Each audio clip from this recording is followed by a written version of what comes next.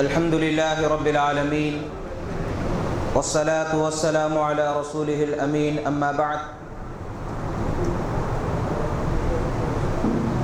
أعوذ بالله من الشيطان الرجيم بسم الله الرحمن الرحيم أم حسبتم أن تدخلوا الجنة ولما يأتكم مثل الذين خلوا من قبلكم مستهم البأساء والضراء وزلزلوا حتى يقول الرسول والذين آمنوا معه متى نصر الله ألا إن نصر الله قريب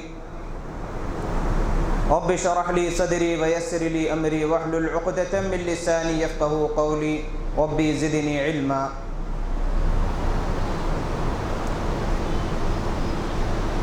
قابل احترام بزرگان محترم، دینی و اسلامی بھائیوں اور پردہ نشین ماؤں اور بہنوں،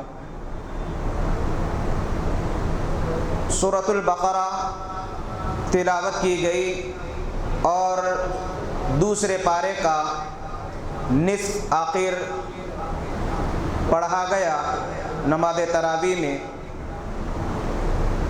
جس میں اللہ رب العالمین مختلف معاشرتی احکامات، عائلی احکامات، ازدواجی احکامات اور رضاعت کے مسائل، قسم اور اس انداز کی چیزوں کا تذکرہ فرمائے ہیں، اور آخر میں تفصیلی طور پر طلاق کے احکامات ذکر کیے گئے کہ طلاق کے اصول اور شرائط کیا ہیں، اور عدت کے کیا احکامات ہیں، عدت کہاں اور کس طریقے سے گزارنا چاہیے۔ نام کیا؟ کوئی بچہ یہاں پر رو رہا ہے، 4 سال عمر ہے، ٹی شرٹ اور پینٹ پر ہے، والد صاحب کے ساتھ آئے تھے۔ کہاں ہیں والد صاحب؟ ذرا کر بچے کو لے جائے، بڑا پریشان۔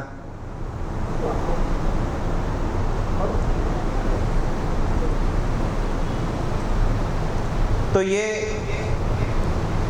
آج کا مختصر اور سرسری خلاصہ رہا۔ آدھے پارے کے اندر ایک بڑی جامع آیت تلاوت کی گئی، سورۃ البقرہ آیت نمبر 214۔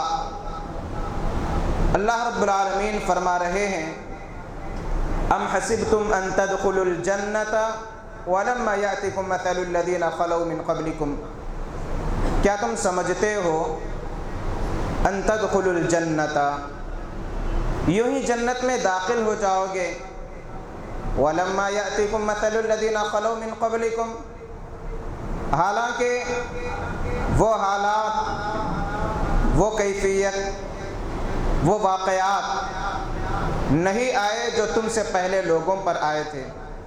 مَسَّتْهُمُ الْبَأْسَاءُ وَالضَّرَّاءُ وَالزُّلْزِلُوا، انہیں نقصان پہنچا، تکالیف پہنچے، بھوک پیاس کی شدت محسوس ہوئی اور پوری طریقے سے جھنجھوڑ دیے گئے۔ حتی یقول الرسول والذین آمنوا معہ، کیفیت یہ ہو گئی تھی کہ رسل، انبیاء علیہم السلام اور مومنین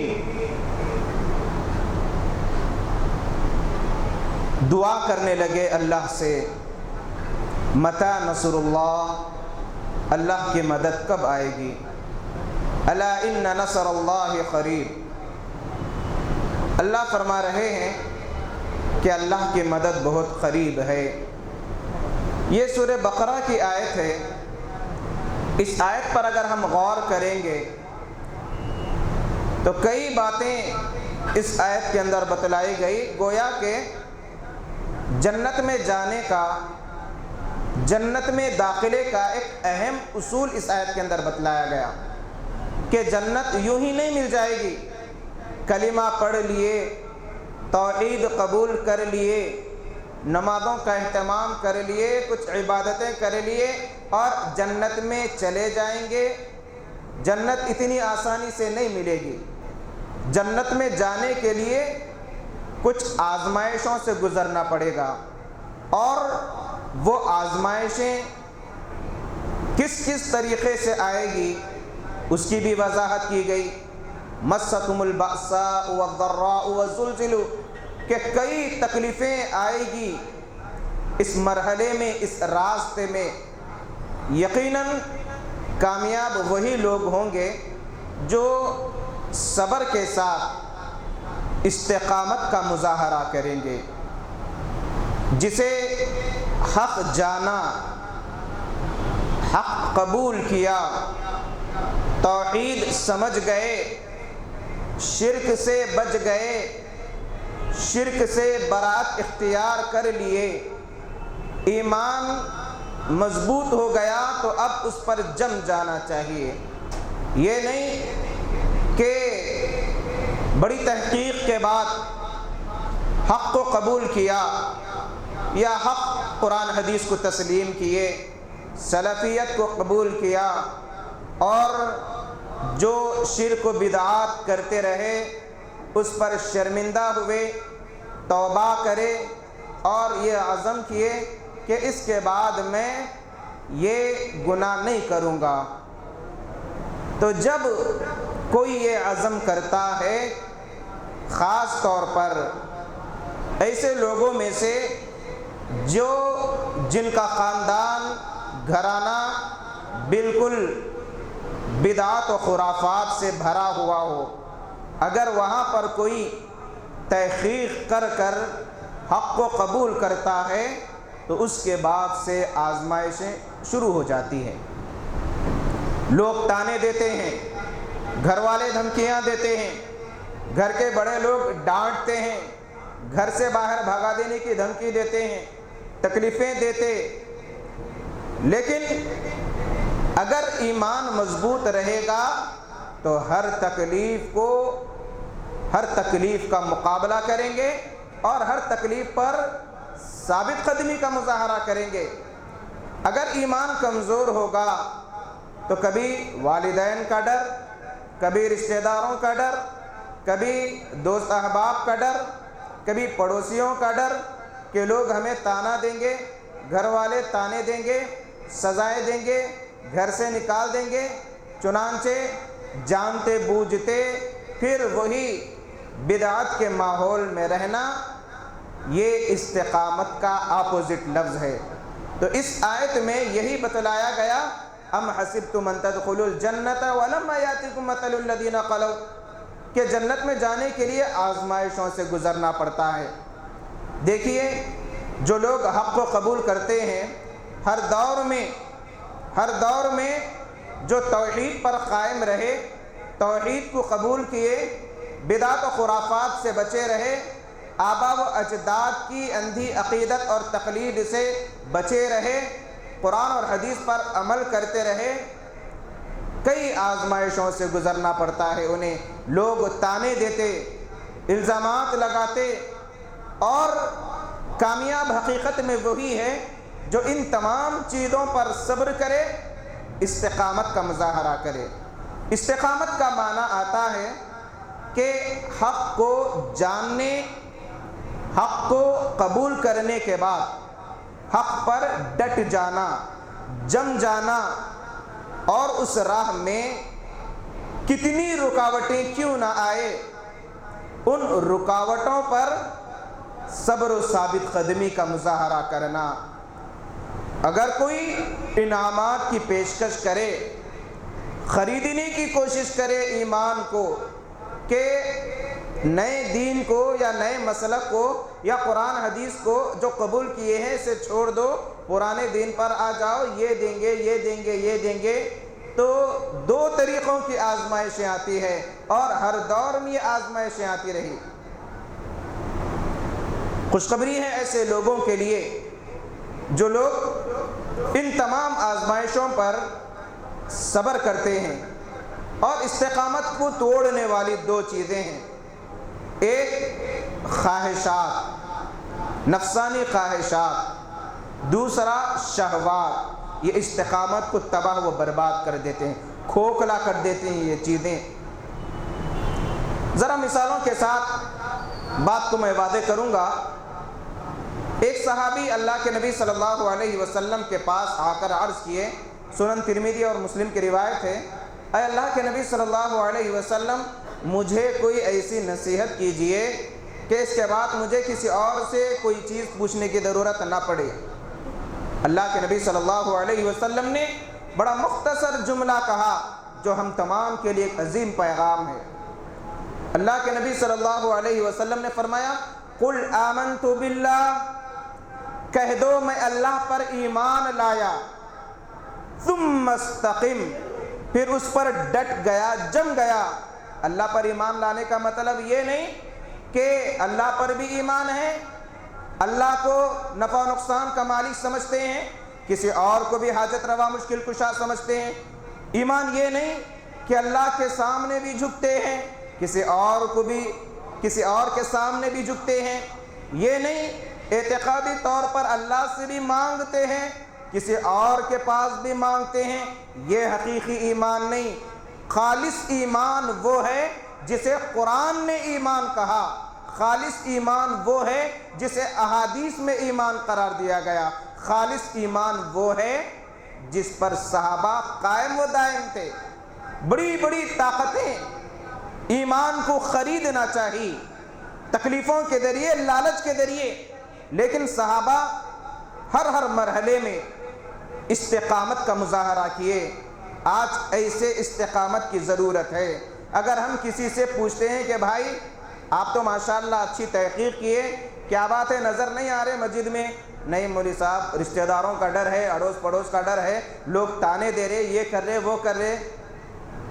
اتنا کمزور ایمان، لوگوں کے تانوں سے ڈرتے ہیں، اتنا کمزور ایمان، گھر والوں کی ڈانٹ ڈپٹ سے ڈرتے، جبکہ کہا گیا لا طاعۃ لمخلوق فی معصیۃ الخالق، جہاں اللہ کی نافرمانی ہو رہی وہاں پر والدین کی بھی بات ماننا نہیں ہے۔ والدین کی فرما برداری دینی امور میں ماننا ہے، دنیاوی امور میں ہے، لیکن اگر شرک یا گناہ کی طرف والدین آمدہ کر رہے ہیں تو اطاعت و فرما برداری ماننے کی اجازت نہیں ہے، اطاعت و فرما برداری کرنے کی اجازت نہیں ہے۔ دیکھیے صحیح بخاری کی روایت ہے، مفسرین اس آیت کی تفسیر میں بتلاتے ہیں کہ ایک صحابی حضرت خباب بن ارت رضی اللہ تعالی عنہ اللہ کے نبی صلی اللہ علیہ وسلم کے پاس آئے اور مشرکین کی جانب سے، قریش کے سرداروں کی جانب سے جو تکالیف دیے جا رہے تھے، نقصانات پہنچائے جا رہے تھے، جینا مشکل کیا گیا تھا، اللہ کا نام لینا مشکل ہو گیا تھا، عبادت کرنا مشکل ہو گیا تھا، آ کر کہنے لگے اے اللہ کے نبی صلی اللہ علیہ وسلم، بڑی آزمائش میں زندگی گزر رہی ہے، بڑی تکالیف ہو رہی ہے، آپ اللہ سے دعا کیجئے کہ اللہ تعالی ہماری مدد فرمائے۔ اللہ کے نبی صلی اللہ علیہ وسلم سن کر کہنے لگے، کیا اس تکلیف سے گھبرا گئے جبکہ تم سے پہلے جو لوگ تھے ان پر اس سے بڑی بڑی آزمائشیں آئیں، کسی کو آرے سے چیر دیا گیا، کسی کے جسم کو لوہے کی کنگھیوں سے چھلنی کیا گیا اور کھینچ کر بوٹی نکالی گئی، کسی کو مار دیا گیا، جلا دیا گیا، قتل کیا گیا۔ ابھی ایسی آزمائشیں آئی نہیں، اتنا جلدی گھبرا گئے۔ اس کے بعد اللہ تعالیٰ قرآن مجید میں آیت نازل فرمایا، ام حسبتم ان تدخلوا الجنۃ ولما یاتکم مثل الذین خلوا من قبلکم، کیا تم سمجھتے ہو کہ جنت میں یوں ہی چلے جائیں گے جبکہ وہ واقعات، وہ احوال تم پر نہ گزرے جو تم سے پہلے لوگوں پر گزرے؟ کہ کیا کیا آزمائشیں آئی، اور صحابہ کے آزمائشیں اگر ہم دیکھیں یا پڑھیں گے تو رونگٹے کھڑے ہو جاتے ہیں، آنکھوں سے آنسو جاری ہو جایا کرتا۔ وہ کیسا ایمان تھا صحابہ کا۔ بلال رضی اللہ تعالیٰ عنہ کو کون نہیں جانتا، حضرت خباب بن عرط رضی اللہ تعالیٰ عنہ کو کون نہیں جانتا۔ یہ جو حدیث کے راوی ہیں، جو اللہ کے نبی صلی اللہ علیہ وسلم کے سامنے اپنے تکالیف سنا رہے ہیں، انہی کی کیفیت تھی کہ یہ غلام تھے اور ان کی جو مالکن تھی ام عمار، یہ اتنی تکالیف دیتی تھی، مارتی پیٹتی اور گرم گرم کوئلے پر کرتے چادر وغیرہ نکال کر چت لٹا دیا کرتے تھے، اور ان کی پیٹھ سے انگار بجھ جایا کرتا تھا۔ اتنی تکالیف خباب بن عرط رضی اللہ تعالی عنہ کو دی جاتی تھی، صرف اور صرف اسلام قبول کرنے کی پاداش میں، اسلام قبول کرنے کے جرم میں، صرف اور صرف اللہ کے نبی صلی اللہ علیہ وسلم کو نبی ماننے کے جرم میں اتنی تکالیف دی جاتی تھی کہ تکلیف کی انتہا یہ ہوتی تھی کہ گرم گرم انگار پر ان کے کپڑے نکال کر چت لٹا دیا کرتے تھے، ان کے جسم کی چربی سے وہ کوئلے راکھ بن جایا کرتے تھے، لیکن ایمان میں ذرہ برابر فرق نہیں آتا، ذرہ برابر فرق نہیں آتا تھا۔ ایک مرتبہ عمر رضی اللہ تعالی عنہ اپنے دور خلافت میں خواہش ظاہر کیے کہ جو تکالیف آپ لوگوں کو دی جاتی تھی ابتدائے اسلام میں، ذرا وہ کیفیت سنائیے۔ خباب بن عرط رضی اللہ تعالی عنہ وہ حالات، وہ واقعات سنا کر اپنے جسم سے اپنا کرتا نکال کر بتاتے ہیں، اور وہ نشانیاں ایک عرصے کے بعد بھی پیٹھ پر موجود تھی جو ابتدائی اسلام میں مشرکین کی جانب سے تکالیف دی جاتی تھی۔ اور سیرت میں ایسے کئیوں واقعات صحابہ کے کہ کن کن طریقے سے آزمایا جاتا تھا۔ آج ہمارے پاس کوئی آزمائش نہیں، معمولی کچھ نقصان ہو جاتا تو ہم پریشان ہو جاتے ہیں، کوئی برا بھلا کہتا تانے دیتا ہم پریشان ہو جاتے ہیں، لیکن صحابہ کی ایسی آزمائشیں تھی کہ ہم تصور بھی نہیں کر سکتے۔ دیکھیے سیرت ابن ہشام اور دیگر سیرت کی کتابوں میں یہ واقعہ موجود ہے۔ حضرت خبیب رضی اللہ تعالیٰ عنہ، کون نہیں جانتا حضرت خبیب رضی اللہ تعالیٰ عنہ کو۔ جب انہیں سزا دی گئی تو ایک صحابی سعد بن عامر رضی اللہ تعالیٰ عنہ کو ان کی سزا پر یا ان کی سزا کے بعد مرگی کے دورے پڑا کرتے تھے، بے ہوش ہو جاتے تھے، زندگی بھر یہی کیفیت تھی۔ کبھی موقع ملے تو انشاءاللہ تفصیلی واقعہ سناؤں گا کہ ایک صحابی کو جو تکالیف دی گئی، اپنی آنکھوں سے وہ تکالیف دیکھنے کے بعد ایک دوسرے صحابی کی یہ کیفیت ہو گئی کہ وہ غشی طاری ہو جاتی تھی، ان پر بے ہوش ہو کر گر پڑتے تھے، لوگ سمجھتے تھے کہ انہیں مرگی کی بیماری ہو گئی۔ یہ کیفیت تھی سعد بن عامر رضی اللہ تعالیٰ عنہ کی، جو حضرت عمر رضی اللہ تعالیٰ عنہ کے عمال یا گورنروں میں سے تھے اس دور کے عہد خلافت میں۔ 3 ہجری میں اللہ کے نبی صلی اللہ علیہ وسلم نے 10 افراد پر مشتمل ایک قافلہ اسلام کی تبلیغ کے لیے عصفان اور مکے کے درمیان ایک قبیلے لحیان تھا، وہاں پر دین کی تبلیغ کے لیے، اللہ کے پیغامات کو عام کرنے کے لیے وہاں پر بھیجا۔ جب یہ قافلہ وہاں پر گیا تو بنی لحیان کے لوگوں کو معلوم ہوا کہ کچھ لوگ آئے ہیں، 100 تیر انداز گھیر لیتے ہیں، تیروں سے مار کر چھلنی کر دیتے ہیں اور 3 صحابہ کو گرفتار کرتے ہیں۔ اور 3 صحابہ کو جب گرفتار کرتے ہیں، ایک صحابی گرفتار ہونا گوارا نہیں کرتے، ایک 10 افراد کی ایک چھوٹی سی فوج جو بالکل نہتے تبلیغ کے لیے نکلے دین کی خاطر، دوسری طرف 100 تیر انداز جو ہتھیار سے لیس ہے، کیا کیفیت ہوگی ذرا اندازہ لگائیے. اور مقابلہ چل رہا ہے, پورے ساتھ کے ساتھ شہید ہو جاتے ہیں, 3 گرفتار ہوتے ہیں اور 1 گرفتار ہونے کے لیے راضی نہیں, مقابلہ کرتے ہیں, وہ بھی شہید ہو جاتے ہیں. 2 قید بنتے ہیں اور قید ہو کر انہیں باندھ کر مکے کے بازار میں بیچ دیا جاتا ہے.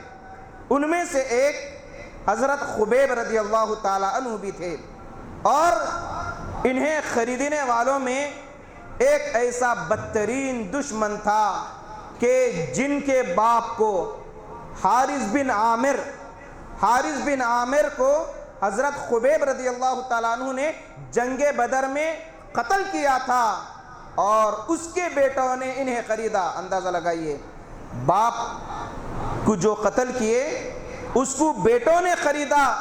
کس لیے؟ خدمت کے لیے نہیں, بدلہ نکالنے کے لیے.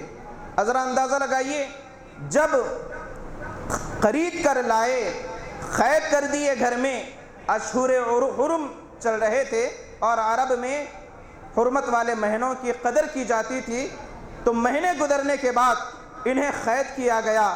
جب انہیں قید کیا گیا تو ہاتھاں پیراں باندھ دیا گیا تھا اور کھانے کے وقت ہاتھ کھول دیے جاتے تھے. انہوں نے جو ان کا نگران کار تھا قید خانے کا, اس سے 3 وعدے کیے کہ مجھے کوئی نجس جانور یا حرام چیزیں نہ کھلانا, میٹھا پانی پلانا, اور مجھے جب کبھی سولی پر چڑھانے والے ہو تو وقت سے پہلے مجھے اطلاع دینا. چنانچہ بات مان لی گئی. ایک مرتبہ جب انہیں معلوم ہوا کہ دوسرے دن سولی دی جائے گی, چنانچہ جو جہاں پر قید تھے وہاں کی خاتون سے صفائی کے لیے استرا مانگے. استرا دیا گیا, اور اتفاق سے جن کے پاس قید تھے ان کا لڑکا دوڑتا ہوا آیا اور یہ اپنے گود میں بٹھا لیے. ماں دیکھ کر تڑپ گئی, کہنے لگی کہ اے خبیب, اللہ کا واسطہ ہے میرے بچے کو نقصان نہ پہنچا. خبیب رضی اللہ تعالیٰ عنہ کہتے ہیں کہ کمزوروں پر ظلم کرنا یہ ہمارا شیوا نہیں, یہ ہماری عادت نہیں. جبکہ کل انہیں سولی دی جا رہی ہے لیکن اخلاق کا کیسے مظاہرہ کر رہے ہیں. چاہتے تو بچے کو قتل کرتے, ہاتھ میں استرا اور بچہ موجود ہے, بچہ بھی دشمن کا بچہ, جو لوگ کل سولی دینے والے ہیں انہیں. چنانچہ جب سولی دینے کے لیے لے جا رہے تھے تو خبیب رضی اللہ تعالیٰ عنہ نے خواہش ظاہر کی کہ میں 2 رکعت نماز پڑھوں گا. اجازت دی گئی اور تمنا تھی کہ نماز کچھ طویل کریں, لیکن انہوں نے کہا کہ میرا جی چاہ رہا تھا کہ یہ میری آخری نماز تھی کہ میں کچھ طویل کروں, لیکن مجھے ڈر تھا کہ کہیں تم لوگ یہ نہ تانا دو کہ موت کے ڈر سے نماز لمبی کر رہا ہے. چنانچہ تنعیم کے مقام پر, حرم کے باہر تنعیم کے مقام پر لے جایا گیا اور اعلان کیا گیا. عرب کے بچے, بوڑھے, عورتیں, مرد سب جمع ہو گئے تماشا دیکھنے کے لیے. جب سولی پر چڑھایا جا رہا تھا انہیں, تو اس موقع پر ایک دشمن آتا ہے اور دل پر, جگر پر وار کرتا ہے اور کہتا ہے کہ خبیب کیا اب تم یہ سوچ رہے ہوگے کہ جس کی وجہ سے تمہیں قید کیا گیا اتنی سزائیں مل رہی ہے, یعنی محمد صلی اللہ علیہ وسلم کے لیے اگر وہ تمہاری جگہ ہوتے تو اچھا ہوتا, یہ سوچ رہے نا؟ تو قربان جائیے, خبیب رضی اللہ تعالیٰ عنہ کے جواب پر کہنے لگے کہ اے دشمن, میں یہ بھی گوارا نہیں کرتا کہ اللہ کے نبی صلی اللہ علیہ وسلم کے پیر میں معمولی کانٹا چبھ جائے, اس کے بدلے مجھے آزاد کیا جائے, مجھے یہ بھی گوارا نہیں. چنانچہ ہر ایک آتا, نیزوں سے مارتا, تلواروں سے مارتا, زندے ہیں, تڑپ رہے ہیں. یہی کہا جاتا کہ اب بھی اسلام سے پھر جاؤ, اب بھی لات و عزا کو مانو, اب بھی محمد صلی اللہ علیہ وسلم کے دین سے پھر جاؤ, ہم آزاد کر دیں گے. جسم چھلنی ہے زخموں سے, لیکن آخرکار وہ یہی نعرہ لگاتے رہے کہ میں جس دین پر ہوں وہی حق ہے, اس کے لیے قربان ہونے کے لیے تیار. چنانچہ انہیں سولی دے دی گئی. یہ خبیب رضی اللہ تعالیٰ عنہ ہے. دیکھیے تکالیف کیسی تھی, اور یہ تکالیف کیوں برداشت کیے؟ اسی لیے برداشت کیے کہ انہوں نے دین کو حق سمجھا اور اس کے لیے مر مٹنے کے لیے تیار ہو گئے. پوری باتوں کا خلاصہ یہ ہے کہ یہ بڑی جامع آیت ہے. یہ آیت ہمیشہ ہمارے ذہن میں رہنا چاہیے کہ حق کی راہ میں تعریف نہیں ملے گی، رکاوٹیں آئے گی، آزمائشیں آئے گی، اور جو آزمائشوں پر ثابت قدمی کا مظاہرہ کرتے ہیں وہی لوگ حقیقت میں بڑے باعزت ہے اور وہی حقیقت میں کامیاب ہے۔ اللہ تعالیٰ سے دعا ہے الہ العالمین ہم تمام کو صبر و ثابت قدمی کا مظاہرہ کرنے کی توفیق عطا فرما، دین کے لیے اپنا وقت، اپنی صلاحیت، اپنا مال سب کچھ قربان کرنے کے لیے وقت ضرورت الہی تیار رہنے کی توفیق عطا فرما، ہماری عبادتوں کو قبول فرما۔ وما علینا الا البلاغ۔ السلام علیکم ورحمۃ اللہ وبرکاتہ۔